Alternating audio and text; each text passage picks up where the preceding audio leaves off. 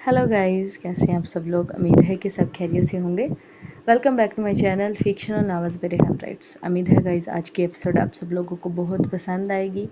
Like और subscribe ज़रूर कीजिएगा और कमेंट में लाजमी बताइएगा कि आज की एपिसोड आप सब लोगों को कैसी लगी। चलिए हम वक्त ज़ाया किए बगैर आज के एपिसोड की तरफ बढ़ते हैं। दश्त जुनून किस नंबर 37 अज कलम बाय रेहान राइट्स। बहादुर खान को मौत की नींद सुलाकर और उसकी लाश को हाकम खान की हवेली बेचकर इस वक्त सारे आगा खान के कमरे में मौजूद थे। फजीला बेगम की हालत नाजुक थी, उनको किसी तौर सब्र नहीं आ रहा था, जबकि फजर तो फजीला बेगम को देखकर हैरत का मुजस्समा बनी हुई थी। उसको ऐसा लग रहा था जैसे उसने अपना आप आईने में देख लिया हो।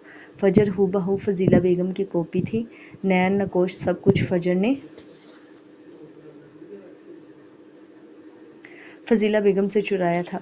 असुलन तो बेटियां माँ का अक्स होती हैं, लेकिन यहाँ तो काया ही पलट गई थी कि मिनाल बिल्कुल अपने बाप इकरार शाह की हूबहू कॉपी थी, जबकि फजर की नीली आंखें, छोटी सी खड़ी नाक, पतले पतले बारीक गुलाब की पंखुड़ियों जैसे होंठ, सब कुछ तो ही उसने फजीला बेगम से चुराया था। मेरा बच्चा, हौसले से काम लो, देखो तो सही तुम्हारा शाह का मुजरम कब्र में जा लेटा है। अगर तुम ही हौसला हार जाएगा तो तुम मिनाल बेटी को कैसे संभालेगा। आगा खान ने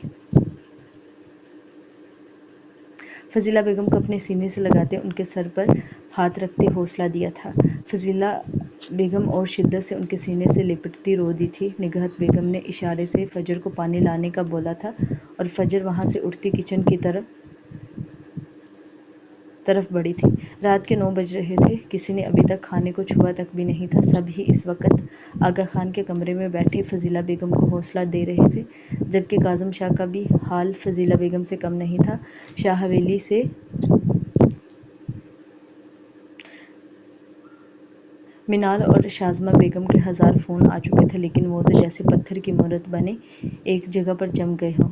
प्लीज़ बाबा, आप में से कोई भी मिनाल को कुछ भी नहीं बताएगा। मेरी बेटी पहले ही बाप की मौत का गम नहीं भूल पाई। ये बात कि उसका कत्ल हुआ है, वो तो बिल्कुल टूट जाएगी। फजीला ने हिम्मत बांधते चेहरा उठाकर आगा खान से इल्तिजा की थी। लेकिन मेरा बच्चा, ये तो उसका हक है। अगर कल को उसको ये सच्चाई पता चलती है तो वो अपनी और अपने ही नज़दीक रिश्तों से एतबार खो बैठेगी। नहीं बाबा, अगर उसको पता चला कि उसकी माँ की वजह से ही उसके बाप का कत्ल हुआ है तो वो मुझसे नफ़रत करना शुरू कर देगी और मैं जीते जी उसकी नफ़रत बर्दाश्त नहीं कर सकूँगी। फजीला बेगम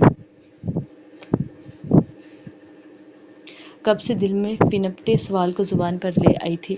फैज़ी मेरी जान, इधर आओ मेरे पास। हम सब तुम्हारे साथ हैं। मिनाल कभी भी तुमसे नफ़रत नहीं कर सकती। ज़हीर खान ने आगे बढ़ते फजीला बेगम को अपने गले से लगाया था। आज कितने अरसे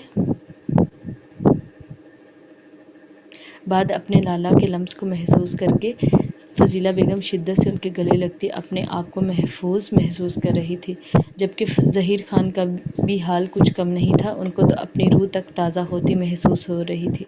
वो भी अपने बाजुओं का एहसार फजीला बेगम के गिर्द मजबूत कर गए।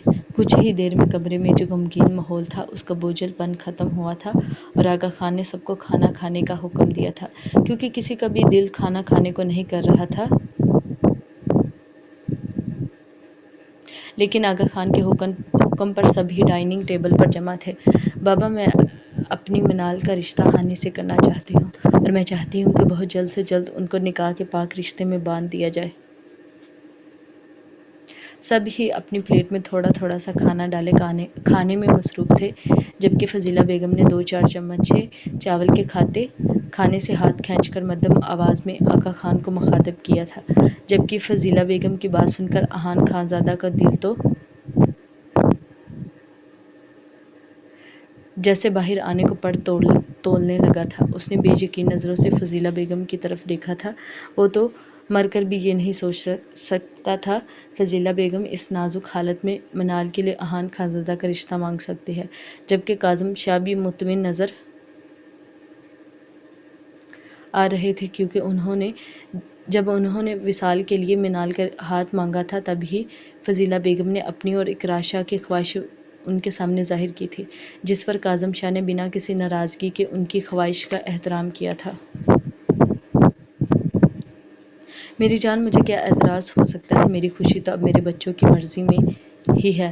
آغا خان نے محبت پوش نظروں سے فضیلہ بیگم کو دیکھتے کہا تھا، جبکہ سب کے چہروں پر خوشگوار مسکان تھی۔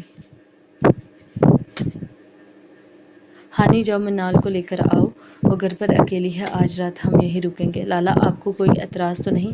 فضیلہ بیگم نے احان خانزادہ کو کہتے ساتھ ہی کاظم شاہ سے پوچھا تھا تو انہوں نے مسکراتے ہوئے نفی میں سر ہلا دیا تھا، جبکہ احان خانزادہ کی خوشی کا کوئی ٹھکانا نہیں تھا۔ اندھے کو دو آنکھیں مل جائے تو اور کیا ہی چاہے گا۔ یہی حالت احان خانزادہ کی تھی۔ وہ جلدی سے اپنی سیٹ سے اٹھتا، سب کو خدا حافظ کہتا باہر کی طرف بڑھا تھا، جبکہ اس کی اتنی تیزی پر سب کے لب مسکراہٹ میں ڈلے تھے۔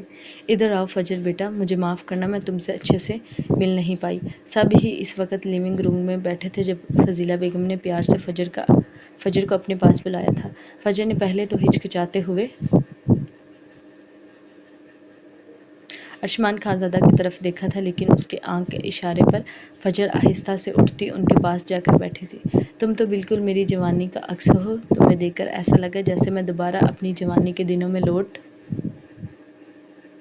آئی ہوں۔ فضیلہ بیگم نے فجر کو گلے سے لگاتے اس کے ماتھے پر لب رکھے تھے، جبکہ فجر ان کی اتنی محبت پر شرما سی گئی تھی۔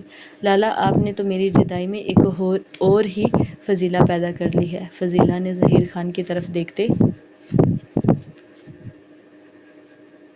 کہا تھا تو سب کا قہقہ لیونگ روم میں گونجا تھا۔ ظہیر خان اپنی جگہ پہلو بدل کر رہ گئے تھے، جبکہ رقیہ بیگم تو سرخ پڑنے لگی تھیں، ظہیر خان کی وہ بے تابیاں یاد کرتے جب وہ ساری رات ان پر اپنی شدت لٹاتے نہیں تھکے تھے۔ رقیہ بیگم کو سرخ پڑتے دیکھ نگہت بیگم نے ان کی طرف دیکھا تھا تو رقیہ بیگم شرم سے اپنا دوپٹہ لبوں میں دبا گئی تھی، کیونکہ صبح وہ سارا دن اپنی گردن چھپاتی رہی تھی، کیونکہ ان کے گردن کا کوئی بھی ایسا حصہ نہیں بچا تھا جہاں پر ظہیر خان نے اپنی شدت نہ دکھائی ہو۔ اس دن نگہت بیگم نے بھی رقیہ بیگم کو تنگ کرنے کی حد کی تھی۔ آغا خان نے اپنے خاندان پر نظر ڈالی تو ان کا دل مطمئن ہوا تھا۔ ایک خلش آج بھی ان کے دل میں تھی، اپنی ضد اور انا میں وہ اپنا سب سے بڑا خسارہ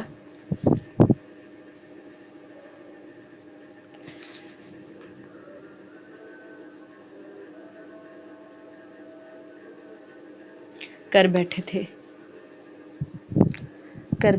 اپنے جان سے عزیز دوست کو انہوں نے کھو دیا۔ ان کی آنکھیں بھیگی تھیں، لیکن جلدی سے وہ اپنی آنکھیں صاف کرتے اپنے لبوں پر مسکراہٹ سجا گئے تھے۔ ارباز خانزادہ اپنے باپ کو منو مٹی تلے دبا کر واپس اپنے کمرے میں آیا تھا۔ آج پورے 16 سال بعد وہ اس کمرے میں جہاں اس کا بچپن اس کی ماں کے ساتھ گزرا تھا آیا تھا۔ یہاں پر اس کے بچپن کی کتنی یادیں تھیں، لیکن ایک تلخ حقیقت تھی۔ آج بھی وہ حقیقت ایک ڈراؤنا خواب بن کر ارباز خانزادہ کی نیند اڑا دیتی تھی۔ آج اگر وہ اس ڈراؤنے خواب سے آزاد ہو بھی گیا تھا تو ایک کمی آج بھی موجود تھی، باپ کے پیار کی، لاڈ کی، جو کبھی ان کا مقدر نہیں بن پائی۔ 7 سال کی عمر میں اس کا باپ ماں کے قتل کے الزام میں جیل چلا گیا تھا، تب وہ اور تبریز خان آیا کے ہاتھوں پلنے لگے تھے۔ ارباز خانزادہ نے تو پھر ماں کا لمس محسوس کیا تھا، لیکن تبریز خان تو اپنی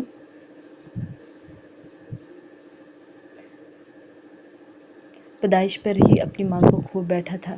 تب ہی ارباز خانزادہ کے دل میں بہادر خان کے لیے نفرت پیدا ہو چکی تھی، اور یہ نفرت تب بڑھی تھی جب بہادر خان 7 سال بعد جیل کاٹ کر واپس آیا تھا تو اس نے ارباز خانزادہ اور تبریز کی آیا کی عزت لوٹ کر ارباز خانزادہ کے دل میں اپنے لیے نفرت کو نسور بنا دیا تھا، جو کبھی بھرنے والا نہیں تھا۔ وہ تو آج بھی نہ تھا، لیکن ایک بیٹے کا فرض وہ نہیں بھول سکتا تھا، چاہے اس کے باپ نے کبھی بھی باپ ہونے کا فرض نہیں نبھایا تھا۔ اگر آج وہ بھی بیٹے ہونے کا فرض نہ نبھاتا تو دونوں میں کوئی فرق نہ رہ پاتا۔ جس دن بہادر خان نے آیا کا ریپ کیا تھا، اس دن سے لے کر ارباز خان اور تبریز خان دونوں ہی اپنے نانا کے گھر کلام میں رہتے تھے۔ حاکم خان نے بہت دفعہ کوشش کی تھی ان کو واپس لانے کی، لیکن ارباز خانزادہ کے نانا پورے کلام کے سردار تھے۔ ان کے نیچے کتنے ہی علاقے آتے تھے، ان کی طاقت کے آگے حاکم خان کچھ بھی نہیں تھا۔ وہ قانونی طور پر بھی ارباز اور تبریز کو واپس لانے کی کوشش کر چکے تھے، لیکن بہادر خان کی لاپرواہی سے معاملہ بگڑ گیا تھا، کیونکہ وہی وقت پر عدالت نہیں پہنچ پاتا تھا، تو اس کی لاپرواہی کو محسوس کرتے ہوئے عدالت نے اس کے حق میں فیصلہ دینے سے انکار کر دیا تھا۔ اس دن ارباز خان چاہ کر بھی کچھ نہیں کر سکا تھا۔ آج شاید ان لوگوں کی روح کو چین آ گیا ہو بہادر خان کی اتنی دردناک موت پر، جن کو بہادر خان نے اپنی وحشت کا نشانہ بنایا تھا۔ ارباز خانزادہ پورے کمرے میں چکر لگاتا کمرے کی ہر چیز کا جائزہ لے رہا تھا۔ وہ سمجھ نہیں پا رہا تھا کہ اس کو باپ کی موت کا سوگ منانا چاہیے کہ ایک وحشی کے مرنے پر قہقہے لگانے چاہیے۔ وہ اب کروفرڈ سے ویلنگ چیئر پر بیٹھتا اپنی گردن پیچھے کو پھینکتے قہقہے لگانے لگا تھا، جب اس کی آنکھوں سے آنسو نکلتے اس کی داڑھی میں جذب ہو رہے تھے۔ رات قطرہ قطرہ کر کے بیت رہی تھی، لیکن ارباز خان کے قہقہے اور آنسو نہیں رکے تھے۔ کلام کا بے تاب بادشاہ اس وقت بے بسی کی انتہا پر تھا۔ ارباز خانزادہ کے ماموں کی کوئی اولاد نہیں تھی، جس کی وجہ سے اپنے ماموں کی جگہ پر ارباز خانزادہ کے سر پر کلام کی سرداری کی پگڑی رکھی گئی تھی۔ تبریز خان اس وقت ملک سے باہر تھا، اس کی اسٹڈی کمپلیٹ ہونے میں 1.5 سال رہ گیا تھا۔ اس کے بعد ہی وہ پاکستان آ کر ارباز خان کے ساتھ بزنس جوائن کرنا چاہتا تھا۔ اس کو بہادر خان کی موت کی اطلاع دی گئی تھی، لیکن وہ بے حس آنے سے انکار کر چکا تھا۔ ارشمان، یہ ایان کہاں ہے؟ جب سے باپ کو چھوڑ کر گیا ہے، تب سے دوبارہ شکل ہی نہیں دکھائی۔ آغا خان نے ارشمان کو مخاطب کرتے پوچھا تھا۔ روحان خانزادہ تو دوبارہ اسلام آباد کے لیے صبح ہی نکل گئے تھے، کیونکہ وہ اپنا سارا بزنس پاکستان میں شفٹ کرنے میں لگا ہوا تھا، اس لیے وہ دن رات مصروف تھا، جس کی وجہ سے وہ گھر کے معاملات میں بھی شامل نہیں ہو پا رہا تھا۔ سالہ خود سہاگ رات کے مزے لوٹ رہا ہوگا اور ہمیں یہاں جواب دینے کے لیے اکیلا چھوڑ دیا ہے۔ ارشمان دانت پیستے ہوئے دل میں ایان خانزادہ کو گالیاں دیتے خود کو جھوٹ بولنے کے لیے تیار کر رہا تھا۔ دادا جان، وہ اپنے کچھ دوستوں کی طرف گیا ہوا ہے اور اس نے مجھے بتایا ہے کہ وہ کل صبح آ جائے گا۔ ارشمان نے لمبا سانس کھینچتے ہوئے جھوٹ بولا تھا، جبکہ آغا خان اس کو جانچتی نظروں سے گور رہے تھے، تو ارشمان نے جرجری لیتے ہوئے وہاں سے گم ہونے میں ہی عافیت سمجھی تھی۔ بابا، ایان کون ہے؟ فضیلہ بیگم نے آغا خان کی طرف سوالیہ نظروں سے دیکھتے پوچھا تھا۔ بیٹا، یہ روحان کا بیٹا ہے، کل صبح آتا ہے تو تم سے ملواؤں گا، آغا خان نے محبت بھرے لہجے میں کہا۔ آغا خان کی بات پر فضیلہ ہلکے سے مسکرا دی۔ مجھے لگتا ہے احان کو آنے میں دیر ہو جائے گی، تم سب اپنے کمروں میں جا کر آرام کرو، میں احان کو فون کر کے بول دیتا ہوں، جب وہ واپس آئے تو